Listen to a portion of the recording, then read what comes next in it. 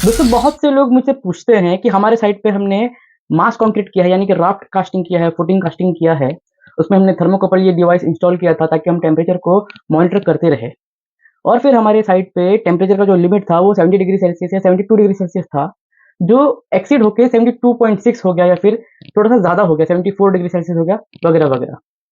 तो लोग मुझसे पूछते हैं कि ऐसे केसेस में क्या करना चाहिए, और फिर ये जो लिमिट है, ये लिमिट इतना ही क्यों है, इसके पीछे का लॉजिक क्या है, ये उन्हें जानना है। देखो, कुछ फैक्ट्स है, बहुत सारे फैक्ट्स है, इस वीडियो में मैं आपको बताऊंगा। थोड़ा मिक्सचर हो जाएगा ये, ठीक है। तो एक फैक्ट तो ये है कि जो जो स्टीम बनता है, वाटर का बॉइलिंग पॉइंट 100 डिग्री सेल्सियस है, ठीक है।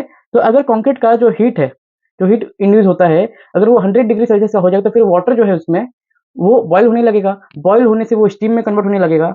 और मैंने ये पढ़ा है कहीं पे कि 1 litre of water converts into 1600 litre of steam. तो जो इतना जो प्रेशर होगा स्टीम की वजह से, उससे कंक्रीट फट सकता है, यानी कि इसमें क्रैक्स डेवलप हो सकते हैं।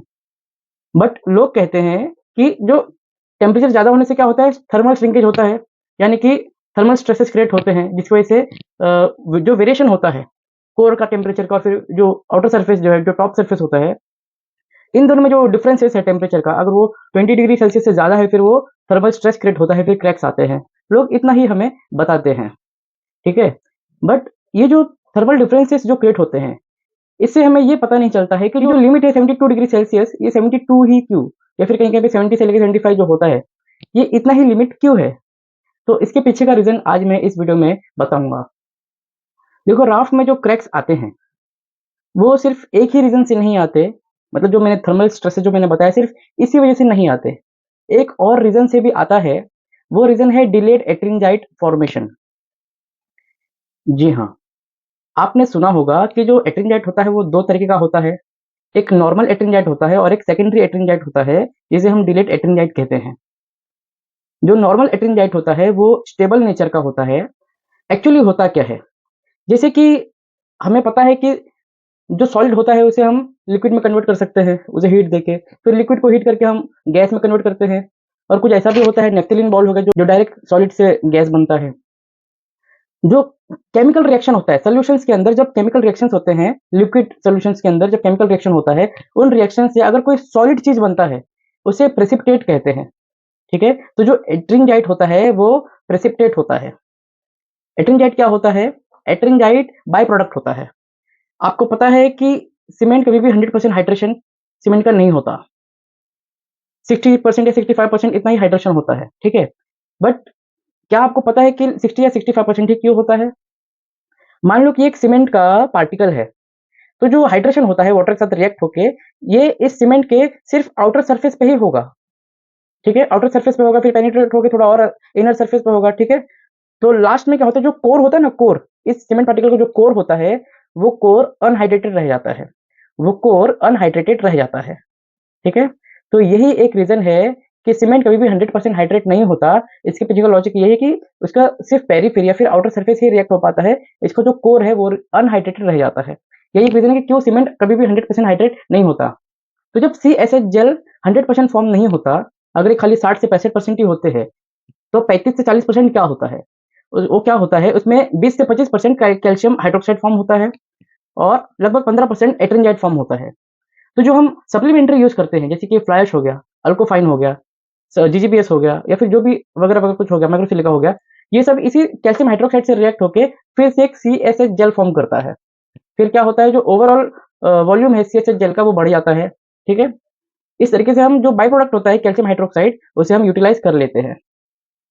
बट जो और एक बाई प्रोडक्ट है एट्रिंजाइट, जो लगभग 15% तक बनता है, उसका क्या हुआ। एट्रिंजाइट क्या होता है, प्रेसिपिटेट होता है। जैसे मैंने आपको बताया कि सॉल्यूशंस के अंदर जब रिएक्शन होती है, उस रिएक्शन से जब कोई सॉलिड चीज बनता है तो प्रेसिपिटेट कहते हैं। तो एट्रिंजाइट प्रेसिपिटेशन होता है, ये क्रिस्टल्स फॉर्म में होते हैं।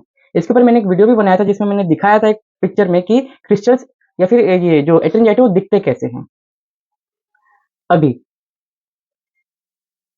सॉल्यूशंस के अंदर जो आयंस होते हैं ना, एल्यूमिनियम के आयंस हो गए, सल्फेट्स के आयंस हो गए, कैल्शियम के आयंस हो गए, वो एक्टिव या फिर इनएक्टिव फॉर्म में होते हैं। कैसे, जब पानी, उसी कंक्रीट के अंदर जो वाटर मॉलिक्यूल्स है जितने भी, वो वाटर का टेम्परेचर अगर 70 डिग्री सेल्सियस से ज्यादा है या फिर कम है, इस पे डिपेंड करता है कि जो एट्रिंजाइट बना है ये स्टेबल है या अनस्टेबल है। ठीक है, एट्रिंजाइट क्या होता है, एल्यूमिनियम आयन और फिर सल्फेट्स के बीच का जो रिएक्शन होता है इससे एट्रिंजाइट फॉर्म होता है। जो एट्रिंजाइट का जो मोलार वॉल्यूम होता है, मोलार वॉल्यूम यानी कि ये जो इसके जो रिएक्टेंट्स हो गए एल्यूमिनियम और फिर सल्फेट आयंस, इन दोनों को कंबाइन करने से जो एक वॉल्यूम बनेगा उस वॉल्यूम से भी ज्यादा बड़ा वॉल्यूम होता है एट्रिंजाइट का। यही एक रीजन होता है कि जो एट्रिंजाइट फॉर्मेशन होता है वो एक्सपेंसिव नेचर का होता है, यानी कि वो ज्यादा वॉल्यूम बनाता है, ज्यादा लेटरल प्रेशर क्रिएट करता है, जिसकी वजह से कंक्रीट में क्रैक्स आते हैं क्योंकि कंक्रीट को फाड़ देता है। ठीक है, तो ये एल्यूमिनियम आयंस कहाँ से आते हैं, सीमेंट में जो C3A होता है वहां से एल्यूमिनियम आयंस आते हैं। सल्फेट्स कहाँ से आते हैं, ये मिट्टी से आते हैं। तो यही एक रीजन है कि जब भी हम बिलो द ग्राउंड जो भी हम कास्टिंग करते हैं उसमें हम सल्फेट रेजिस्टिंग सीमेंट यूज करते हैं जिसमें C3A का मात्रा कम होता है। ठीक है, या फिर हम GGBS उसमें ऐड करते हैं सीमेंट में, या फिर हम PSC सीमेंट डायरेक्ट यूज करते हैं ताकि वो सल्फेट से वो फाइट कर सके, या फिर एल्यूमिनियम ही इतना कम हो कि सल्फेट का रिएक्शन होकर एट्रिंजाइट ना बन पाए। ठीक है, तो ये जो मैंने बताया ettringite formation due to sulphates ions वगैरह, ये तो ड्यू टू एक्सेस आयंस की वजह से होता है, एक्सेस सल्फेट आयंस की वजह से होता है। एट्रिंजाइट दो तरीके से फॉर्म होता है, एक हो गया एक्सेस सल्फेट आयंस और दूसरा हो गया जो मैंने पानी का टेम्परेचर बताया due to more than 70 degree Celsius. ठीक है, अभी इसमें होता क्या है कि जो फॉर्मेशन होता है एल्यूमिनियम आयंस और सल्फेट आयंस का, उससे बनता है AFT। ठीक है, टी यानी कि ट्राई सल्फोनेट्स। ठीक है, इसमें सल्फर के समझ लो कि 3 मॉलिक्यूल्स होते हैं।